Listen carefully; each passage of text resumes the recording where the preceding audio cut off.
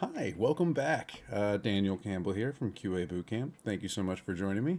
Today's video is going to be a little bit different than my other videos. Usually I try to stick to strictly educational stuff, and this will still be educational, but this will be educating you in the QA industry in a little bit different light. So a little bit of background. The other day I was thinking, you know what? I really like my QA Bootcamp series. I should regularly update it more. Every now and then I'll get a comment saying, hey, you helped me get a job in the game industry, or hey, you helped me, get an interview, or any of those kinds of things. And it really warms my heart to know that these videos do. But I will tell you that there's a dark side to this industry that I'm pretty sure I've talked about before. Some of the more minor things that I've even made a video about.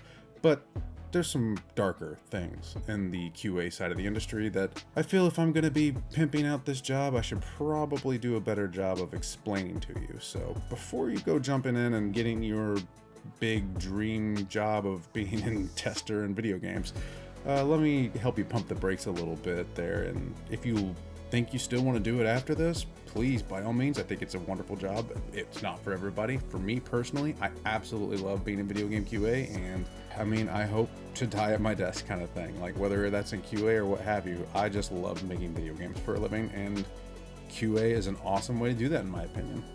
Now, when I was younger, a lot of the things that matter in this video, a lot of the things that I'm going to ding on, didn't matter as much to me. I was young and full of vim and vigor, but yeah, unfortunately, that's you need more than that to survive. But let's jump into some of the smaller stuff first before I get into the big one, the one that's probably going to make your bones ache if you decide to go into this industry and then stay in it for as long as someone like I have. First things first, and I think I may have talked about this in the other video, is second-class citizens. So what do I mean by that? Obviously not in a real living condition kind of sense, but whenever it comes to equipment, you're going to get the older equipment. When it comes to anything that costs money, QA usually gets the last version or whatever the cheapest, or maybe even not get it at all. But you'll be treated differently when it comes to fun things too. Like say whenever I first started at Volition, I believe things have gotten better there now, so I can't speak to how they are now. QA really didn't get included with much of anything fun. So if there was a meeting where everybody got to go and watch the game's progress on a big screen while drinking beers, QA didn't get to do that. If there was a giveaway for old equipment that had to be thrown out, QA didn't get involved. If there were a bunch of goodies being given away that were like t-shirts or posters, stuff like that, if there were enough left over, obviously QA got it, but if there weren't, guess who got cut out? And that is a clue to the next big problem: hours. QA is expected to definitely put in the hours. I've worked as a designer, I've worked in QA, and on some other projects I've worked some other roles, but on those other roles, there's usually a list of tasks to get done, and once you finish them, you can usually leave for the day or, just kind of knock off. Feel like you've got a lot of stuff done. But with QA, your job is never over. There's never going to be a time where you can, without a doubt, confirm that there are no bugs left in the game to find. That's kind of the point of QA, is that your job will never be done. Quality assurance means that you have done everything you possibly can to assure the quality of the game, which means that, guess what? More hours. And a lot of times management in those kinds of situations don't do a very good job of advocating for, hey, maybe don't make your people work 80 hours a week. But you'd think, Dan, surely there's laws and such against that kind of thing, right? Getting to my next point, and probably the biggest one, QA is almost always temporary. A lot of times in this industry, you'll be considered a hired gun, and you won't ever really actually get a position of permanency. Now, don't get me wrong, those positions definitely exist, and whenever they come along, you should definitely snatch one up if you're interested.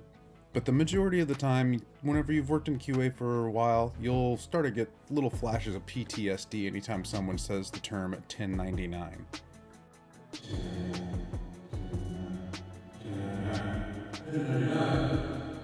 And that means you'll also probably have no benefits. So as a QA person, if you get sick, or if you have to have dental work done, or something super expensive from a medical standpoint, and forget retiring anytime soon.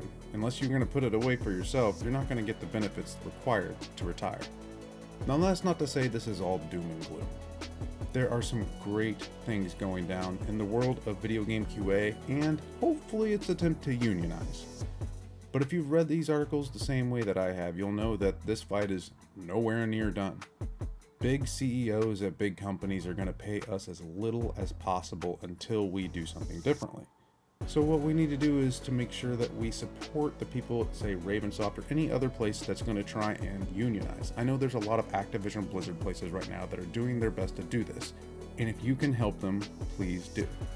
Just know that as of today's date, August 16th, 2022, if you're going to go into the QA industry these days, be careful, because there's going to be a lot of things that you're going to have to tolerate in order to put up with this, what I think is a pretty great job.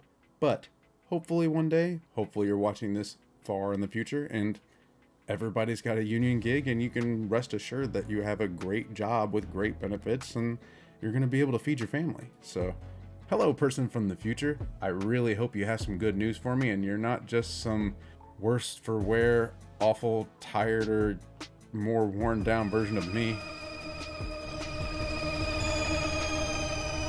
No, it has to be better. It's better. I'm sure it's better. It's better. That's it for me. It's a bit of a different thing today, I know. Hopefully I'll be able to pump these things out more often. But since this video was such a bummer, I actually do have something a little more fun planned. Hopefully you guys like it. It'll be my next upload and it will take a while to make, but hey, it should be worth it. It should be a good time. So anyway, thank you so much for coming. I really do appreciate you taking the time to sit down and listen to this bummer of a topic. And yeah, thanks so much for watching. You have a good one. Bye.